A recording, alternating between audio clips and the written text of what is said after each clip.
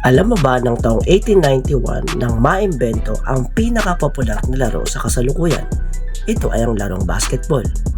Inimbento ito ni Dr. James Naismith ng Springfield, Massachusetts, United States.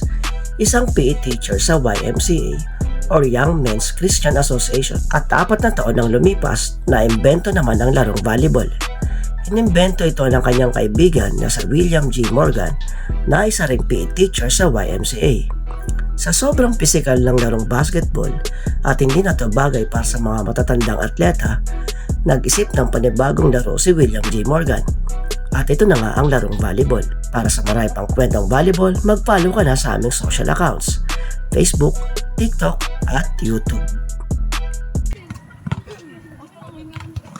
Tirik na tirik, be. Ano tempo 4, be?